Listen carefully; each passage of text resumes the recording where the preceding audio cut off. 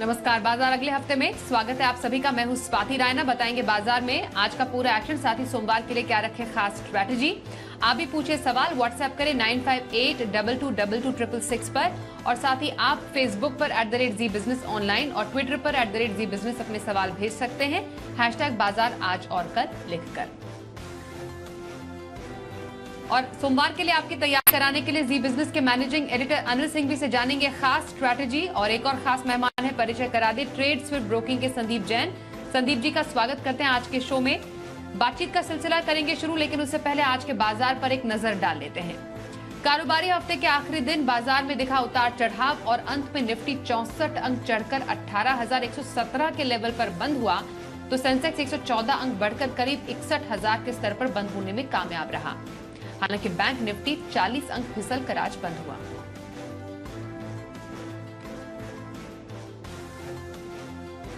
आइए अब समझते हैं कि आज शुरुआती सुस्ती के बाद बाजार में दौड़ क्यों लगा, इसकी वजह क्या रही। बता रहे हैं जी बिजनेस के मैनेजिंग एडिटर अनिल सिंह।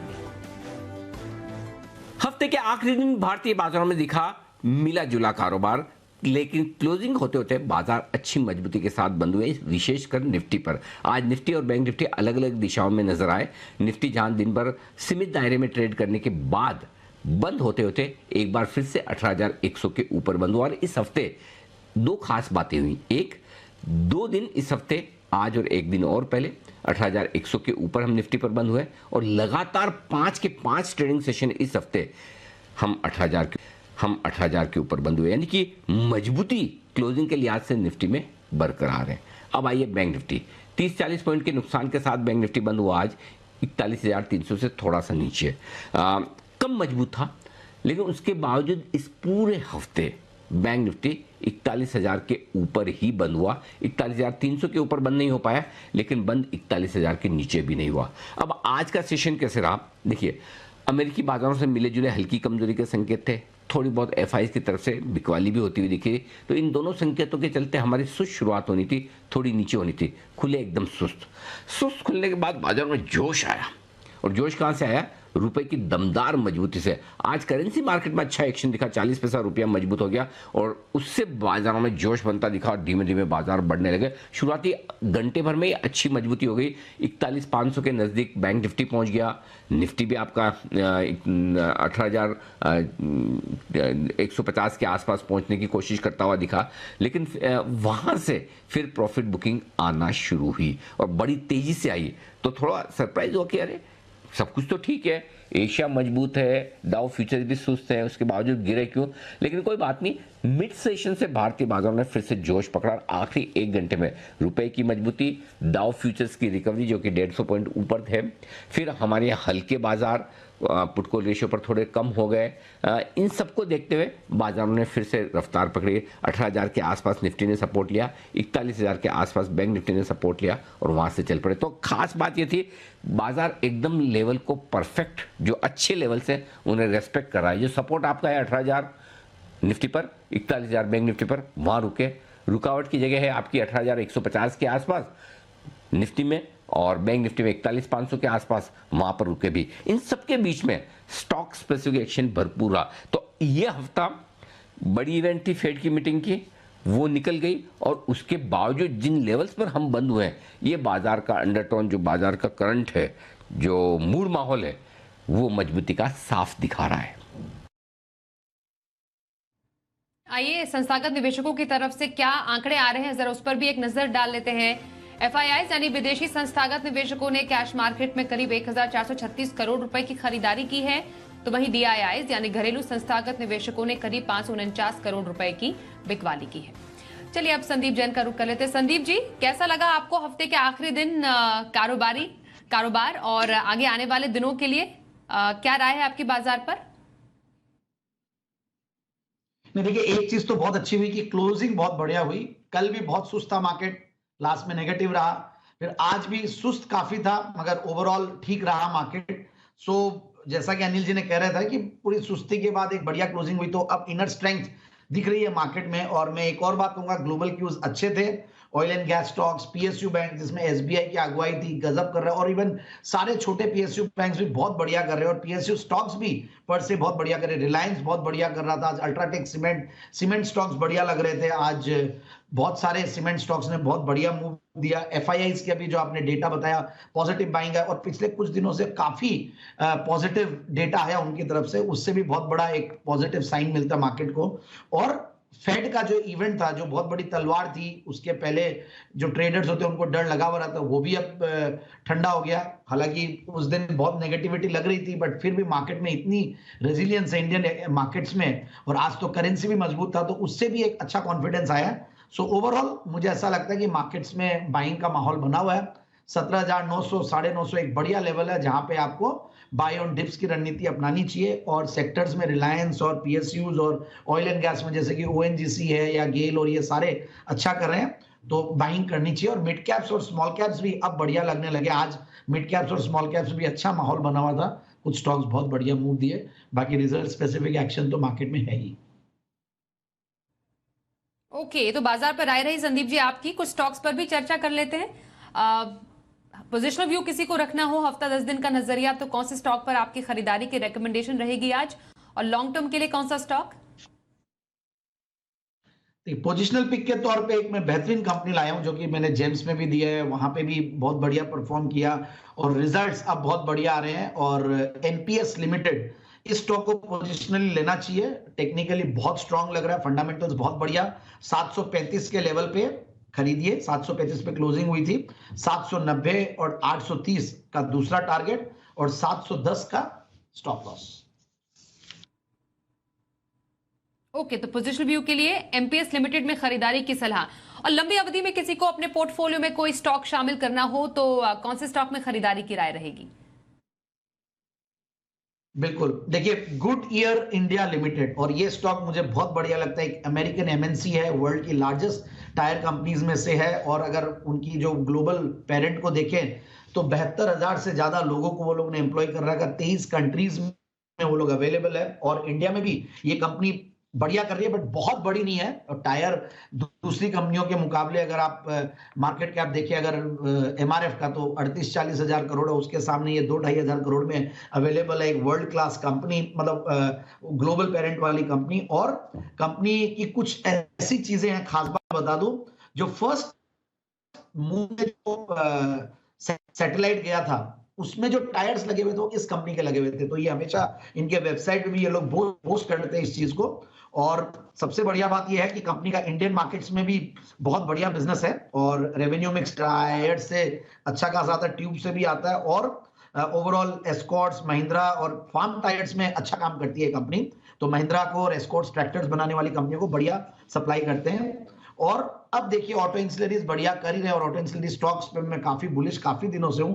और ये स्टॉक पे भी बुलिश होने का रीजन, एक तो मैं जून क्वार्टर का रिजल्ट्स देख रहा था, बहुत ही बेहतरीन आया। हालांकि अब सितंबर क्वार्टर के रिजल्ट्स भी एनी टाइम एक्सपेक्टेड है। तो 27 करोड़ का पैट था जून 2021 में, उसके सामने 38 करोड़ का पैट। जनरली ये कंपनी 40-50 करोड़ के रेंज में क्वार्टरली कमाती है, और अब 18 का रिटर्न ऑन कैपिटल एम्प्लॉयड है, और 2% के लगभग का डिविडेंड यील्ड है, और 16-17% 10 से 12% का कैगर है पिछले 3 साल का प्रॉफिट का।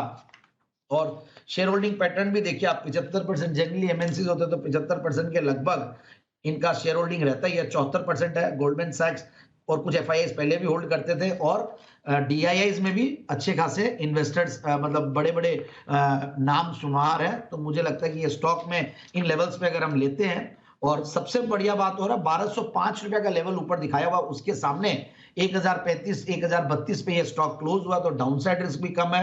एक zero debt company, MNC parent वाली कंपनी, बढ़िया डिविडेंड देने वाली कंपनी, और auto ancillary as a sector बहुत बढ़िया लगता है। इन सबको देखते हुए लगता है कि स्टॉक को इन लेवल्स पे लेते हैं, बहुत कम डाउनसाइड रिस्क है, और आराम से जो टारगेट्स है वो करीब आपके इस स्टॉक में करीब 1190-1230 का लगा के आने वाले 6 से 9 महीने के लिए खरीदना चाहिए। और डिस्क्लेमर है कि ये स्टॉक मैं और मेरे निजी पोर्टफोलियो में नहीं है, बट क्लाइंट्स को रेकमेंड किया हुआ है। Okay sir, good year India में लंबी अवधि की खरीदारी की सलाह संदीप जैन की। कॉलर से बात करें, मुंबई से प्रतीक जैन हमारे साथ है। प्रतीक जी वेलकम, कौन से स्टॉक पर सवाल है? सर मैंने MRPL के 1112 शेयर 112 रुपये 51 पैसे पे लिए हुए। हेलो, ठीक है, व्यू क्या है, कब तक होल्ड कर सकते हैं? मैं लॉन्ग टर्म तो होल्ड कर सकते, जैसे 2 साल 3 साल में मुझे कोई इशू नहीं है, लेकिन स्टोरी क्या है कुछ समझ नहीं आया। ओके, लॉन्ग टर्म व्यू 2 से 3 साल का नजरिया इनका है MRPL पर। क्या राय देंगे? फिलहाल नुकसान है। हाँ बिल्कुल, इनको अच्छा खासा नुकसान हुआ है। अब रीजन ये है कि कंपनी के लास्ट क्वार्टर में प्रॉफिट्स था। एक जेवी है ये HPCL और एवी बिरला ग्रुप कंपनी की, और कंपनी इनफैक्ट जो प्रॉब्लम आती है, ये जो भी है HP, BP या ये सारी कंपनियां अच्छा परफॉर्म नहीं कर रही है, क्योंकि कंज्यूमर सेल्स में और थोड़ा जब क्रूड ऑयल की प्राइसेस वगैरह बढ़ती है तो इन सबको भी फर्क पड़ता है। बट ओवरऑल मुझे ऐसा लगता है कि इस स्टॉक में अब इनको निवेशित रहना चाहिए, क्योंकि काफी करेक्ट हो चुका, और ऊपर के लेवल से इतने करेक्शन के बाद लाजमी है कि अब सस्ता भी हो गया, वैल्यूएशंस के लिहाज से भी सस्ता हो गया स्टॉक, और डाउनसाइड रिस्क अब मुझे बहुत ज्यादा दिखती नहीं है। और ये जरूर है कि इनको अननेसेसरीली इसमें एवरेजिंग नहीं करे। एवरेजिंग करनी है तो इसको ONGC के थ्रू एवरेजिंग कर सकते हैं, वहां पे मुझे अच्छा लग रहा है कि क्योंकि जो क्रूड ऑयल के प्राइसेस है वो बहुत ज्यादा नीचे भी नहीं जा रहे हैं और रेजिलियंट भी है। तो जो डाउनस्ट्रीम कंपनीज और अपस्ट्रीम कंपनीज में अगर हम बात करें तो ONGC can be a very good company. तो वहां पे अगर इनको इसी सेक्टर से कोई निवेश करना हो तो वहां पे करें। ओके, तो ONGC एक और स्टॉक है जहां पर आप नजर बनाए रख सकते हैं। इस वक्त हमारे साथ पास एक और कॉलर है, पुणे से गुंजन सेठ हमारे साथ हैं। ओके, अगले कॉलर से बात करते हैं। रायगढ़ से गिनेश जैन हमारे साथ। गिनेश जी स्वागत करते हैं, बताइए आपका कौन सा स्टॉक है? अपना ये IOC लिया था 72.26 के रेट पर। अच्छा, तो एक्चुअली वो मैंने ट्रेडिंग के व्यू के हिसाब से लिया था, 3000 क्वांटिटी है मेरे पास। हेलो, ओके, ट्रेडिंग व्यू से IOC। संदीप जी, मैं अभी उसको होल्ड 6-7 मंथ और होल्ड कर सकता हूँ उसको। तो ऐसा लगता है कि वो 72 क्रॉस करके 80-85 का टारगेट आ सकता है उसका 4-5 मंथ्स में। 4-5 महीनों में 80 का टारगेट IOC के लिए क्या लगता है आपको संदीप जी? देखिए, फर्स्ट ऑफ ऑल तो इनको ये अपने रोल को पूरा क्लियर करना पड़ेगा, वेदर इज एन इन्वेस्टर और अ ट्रेडर। अगर ये ट्रेडर थे तो इनको स्टॉप लॉस लगाना बहुत जरूरी था, इन्होंने लगाया नहीं। अब चूंकि लॉस में आ गया तो आप इन्वेस्टर बन गए, प्रॉफिट में आप ट्रेडर बन जाते हो। ये टिपिकल सिनेरियो है स्टॉक मार्केट्स में। और जब भी मैं MRPL का जवाब दे रहा था तो I talked about HPCL, BPCL, ये अंडर परफॉर्मर थे। इवन IOC तीनों में से सबसे ज्यादा अंडर परफॉर्म किया था कई महीनों से, सालों से। और BPCL मुझे समाव इस सेक्टर में, इन तीनों कंपनीज में जो OMCs है उनमें बढ़िया लगता है। बट IOC भी ठीक है, इनको डरना नहीं चाहिए, क्योंकि सबसे बढ़िया बात क्या है, ये स्टॉक्स वैसे सिक्लिकल नेचर के हैं, क्योंकि क्रूड ऑयल की प्राइसेस से बहुत ज्यादा कनेक्टेड रहते हैं। और चूंकि पूरी रियलाइजेशन हो नहीं रही है तो ये स्टॉक्स अंडर परफॉर्म कर रहे हैं। बट वैल्यूएशंस के लिहाज से और डिविडेंड यील्ड और ये सबको देखते हैं तो इनको लॉस नहीं होगा ओवर द पीरियड। एंड चूंकि अब वो रेडी हो गए हैं और प्रिपेयर्ड हो गए हैं कि इनको लॉन्ग टर्म के लिए रखना है 6-7 महीना, तो मेरे हिसाब से इनको होल्ड ही करना चाहिए। बट एक रीजन ये, एक चीज और बताऊंगा कि अननेसेसरी आप एवरेज मत कीजिएगा। एवरेज करना तो मैंने अभी एक जो इसका रिवर्स जो है, अगर क्रूड ऑयल मजबूत होता तो ONGC को फायदा होता, तो वहां पे ध्यान दे सकते हैं। बाकी कोई दूसरा सेक्टर देख ले, ऑटो सेक्टर देख ले या सीमेंट सेक्टर देख ले, वो ज्यादा बेहतर होगा। ओके, बने रहे। फिलहाल आपके स्टॉक में IOC पर यही राय है संदीप जी की। वापी से प्रतिभा प्रयाग हमारे साथ है। प्रतिभा जी स्वागत, बताइए कौन से स्टॉक पर सवाल है? Actually I am her husband Kishore बोल रहा हूँ। मेरा actually on behalf of this was a question कि मैं VTL लिया था, Vardhaman textiles, at the rate of 319, 400 है मेरे पास। I am an investor, so I can hold it for long time. What is the outlook of the company? Okay, Sandeep ji. बिल्कुल, one of my favourite stocks है। मैं आज 7-8 साल से इस स्टॉक को रेकमेंड करते हुए आ रहा हूं, और जैन साहब के जेम्स में भी 2 बार रेकमेंड किया, और बेहतरीन क्वालिटी स्टॉक है। ग्रुप की कोई इश्यू ही नहीं है, और कंपनी काफी बड़ी कंपनी है, टेक्सटाइल्स में one of the largest companies है, और वैल्यूएशंस के लिहाज से भी बहुत सस्ती है। और डेट टू इक्विटी रेशियो भी देखिए, क्योंकि टेक्सटाइल कंपनीज में डेट्स होते हैं तो डेट टू इक्विटी रेशियो देखें तो वो भी बहुत कम है, 0.19, so which is a big plus. जरूर से अभी टेक्सटाइल कंपनीज अंडर परफॉर्म कर रही थी क्योंकि कॉटन की प्राइसेस की वजह से, बट अगेन सरकार काफी बुलिश है इस सेक्टर को लेकर क्योंकि पीएलआईज और ये सब इस सेक्टर में आते हैं। और ओवरऑल मुझे लगता है कि ये स्टॉक ऊपर के लेवल से 550 पौने 600 के लेवल से करेक्ट हो गया, ऐसे लेवल पे कि जहां से अब डाउनसाइड बहुत ज्यादा दिखती नहीं है। और मेरे हिसाब से इस स्टॉक को इनको होल्ड करना चाहिए। और रिजल्ट्स हालांकि थोड़े वीक आए हैं इस क्वार्टर के, जहां 400 करोड़ का पैट था सितंबर 2021 में, उसके सामने 207 करोड़ का पैट आया है क्योंकि ओपीएम्स में बहुत फर्क पड़ा। पहले ये 28%, 24% इस तरीके के ऑपरेटिंग प्रॉफिट मार्जिन पे थे और अब कम हो गया है, तो इसलिए इंपैक्ट आया। बट यस, मुझे लग रहा है कि सारे नेगेटिव्स कहीं ना कहीं priced in, and since is a long term investor मुझे लगता है कि ये इन्वेस्टेड रहें और आराम से इस स्टॉक को 500, 550 के टारगेट्स के लिए होल्ड कर सकते हैं। ये 9 से 12 महीने की अवधि है। वर्धमान टेक्सटाइल्स बने रहे, संदीप जी की राय। एक ब्रेक के लिए भी रुकते हैं, ब्रेक के बाद सोमवार के ऑप्शन स्ट्रैटेजी जानेंगे। हमारे साथ होंगे चंदन तापड़िया मोतीलाल ओसवाल से।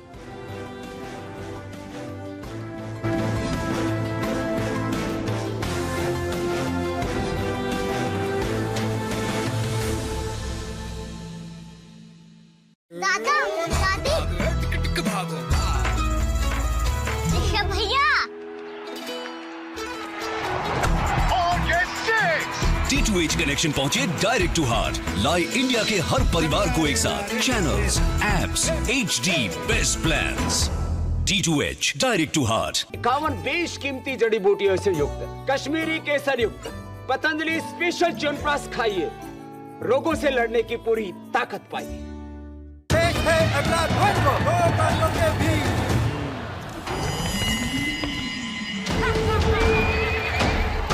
इन दोनों में ज्यादा तेज कौन लगता है?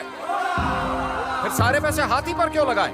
इसी तरह इन्वेस्टमेंट में घोड़े यानी छोटी कंपनियां भले ही सफर में उतार चढ़ाव हो, हाथी जैसी बड़ी कंपनियों से ज्यादा तेज भाग सकती हैं और ज्यादा पोटेंशियल भी दिखाती हैं। अगर घोड़े में इन्वेस्ट करने के साथ टैक्स सेविंग भी मिले तो? जी हाँ, पेश है Samco ELSS tax saver fund, जो आपके लिए वेल्थ बनाए इंडिया की बेहतरीन स्मॉल और मिड साइज कंपनीज में इन्वेस्ट करके, और ELSS द्वारा टैक्स भी बचाए। आज ही इन्वेस्ट करें। म्यूचुअल फंड निवेश बाजार के जोखिमों के अधीन है। योजना से जुड़े सभी दस्तावेजों को ध्यान से पढ़ें। आपकी सेहत से हमें है सरोकार, उचित अस्पताल चुनें। आपकी सहायता के लिए हमारी टेलीमेडिसिन और ग्राहक सेवा टीम उपलब्ध है। स्टार हेल्थ इंश्योरेंस सदैव आपकी सेवा में। Thank you Amit ji. जुग जुग जियो, जुग जुग जियो, खुश रहो, खुश रहो। Thank you so much. Okay okay okay. शादी भले ही वर्चुअल हो, थैंक गॉड मिठाई रियल है। बीका जी रसगुल्ला, अब बजेगा ढोल। अमित जी, हाँ जी, पी शनाई, बीका जी गुलाब जामुन। पर आपने तो मिठाई खाना छोड़ दिया ना? हाँ यार, पर ये तो बीका जी है ना। Amit ji loves Pikachu, loves Pikachu। आपके दुकान में इतने रॉ मटेरियल्स हैं, इनके दाम गिरने की चिंता तो होती होगी। हाँ, पर कोई रास्ता भी तो नहीं है। गिरते दामों के रिस्क से बचने के लिए पुट ऑप्शंस खरीद के हेज कर लो। पर ये माल इतने दिन से यहाँ रखा है, हेज करने से इसके बढ़ते हुए दामों का फायदा नहीं ले पाऊंगा। पुट ऑप्शंस खरीदने से गिरते दामों से बच सकते हो, साथ ही साथ अपने माल के बढ़ते दामों का लाभ भी उठा सकते हो। अरे वाह, चित भी मेरी, पट भी मेरी। Global Health Limited now proposes an initial public offer of equity shares. The 100% book build offer is being offered at a price band of rupees 319 to rupees 336 per equity share. Offer opens on Thursday, November 3, 2022. Offer closes on Monday, November 7, 2022. For risk factors and other details, please refer to the Red Herring Prospectus, dated October 22, 2022. Read together with the addendum to the Red Herring Prospectus. Notice to investors dated October 27, 2022, which is available on the website of SEBI, the BRLMs and the stock exchanges. शुद्धता में आपका मुझ पर और पतंजलि पर अटूट विश्वास है। उसी विश्वास के साथ पतंजलि बंधानी हींग, सब्जी मसाला, गरम मसाला, हल्दी व मिर्ची पाउडर आदि भी आपने अपनाया है और शुद्धता के साथ सेहत व स्वाद का अनुपम संगम पाया है। भैया जी हमला। भैया जी 10 गोलियां ले ले। गोलियां नहीं रज्जा, गोली। पर बाहर तो 10 लोग हैं। 10 हो या पूरी बस, अब तो बस 1 है तो डन है। इसको कोई वॉच कराओ। जब वॉचो में मिले ढेर सारे OTT ऐप्स एक ही प्लान में, तो हर कोई बोलेगा वॉचो 1 है तो डन है। फुली लोडेड प्लान सिर्फ 253 रुपए पर मंथ पे। आज ही सब्सक्राइब करें onwatcho.com और पाएं 1 महीना वॉचो प्लान कॉम्प्लीमेंट्री।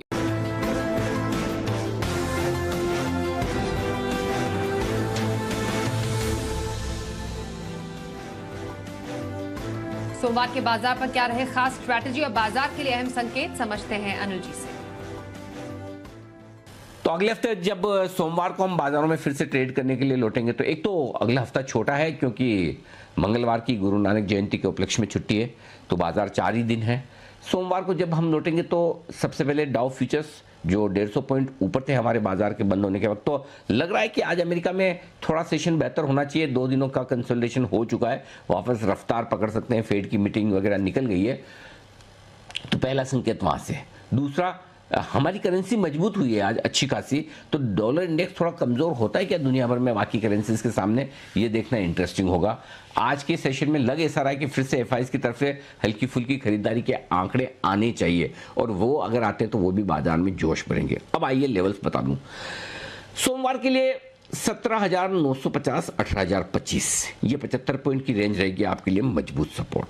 ऊपर में 18,175 18,275 ये 100 पॉइंट की रेंज है जहां पर जाकर बाजार रुकने की कोशिश करेगा। बैंक निफ्टी वही 41,000 के आसपास सपोर्ट है, तो 40,850 41,150 पॉइंट की रेंज मजबूत सपोर्ट, 41,500 से 41,675 ऊपर की रेंज जहां पर प्रॉफिट बुकिंग की संभावना। इन लेवल्स के बाद देखते हैं क्या कुछ होता है, लेकिन ओवरऑल आज की क्लोजिंग और डाउ फ्यूचर्स की मजबूती बाजार में अभी तक तो मूड पॉजिटिव रखे हुए। सो अगर ग्लोबल मार्केट्स में कुछ बड़ा ऊपर नीचे नहीं होता तो भारतीय बाजार अपनी जो मजबूती की चाल है उसको आगे बढ़ाने की कोशिश जरूर करेंगे। और सोमवार के बाजारों पर क्या रखे खास स्ट्रैटेजी, किस स्टॉक में आप कर सकते हैं को ले सकते हैं, हमारे साथ संदीप जी है, उनसे जानते हैं। संदीप जी, आपकी सोमवार के लिए पिक कौन सी रहेगी? यस बिल्कुल, इंट्राडे एफएनओ पिक के तौर पे मैं लाया हूं Shri cements. In fact cement stocks पे काफी बुलिश हूं मैं, और मैं काफी दिनों से सीमेंट की बात भी कर रहा हूं, और ये स्टॉक अच्छे कंसोलिडेशन के बाद बढ़िया लग रहा है। और 23,490 का टारगेट लगा है पहला, और 23,650 का दूसरा, और 22,530 का स्टॉप लॉस लगा है। सो इंट्राडे एफएनओ पिक के तौर पे Shree cements. Intraday FNO pick Shree cement में खरीदारी की सलाह सोमवार की इंट्राडे कॉल की पसंद संदीप जैन की। आइए चंदन तापड़िया के ऑप्शन स्ट्रैटेजी के कॉल्स भी आपको बता दें। बजाज फिनसर्व के 1820 की कॉल 40 में खरीदने की सलाह चंदन तापड़िया की आई है। स्टॉप लॉस 28 का रखें और टारगेट 63, ये लेवल्स आप जरूर ध्यान रखिए। वहीं दूसरा स्टॉक स्पेसिफिक जो एक्शन वो देख पा रहे हैं सोमवार के लिए ऑप्शन में, वो है एसीसी में, जिसमें 2500 की कॉल 64 में खरीदने की वो सलाह दे रहे हैं। 46 का स्टॉप लॉस लगाएं, टारगेट 95।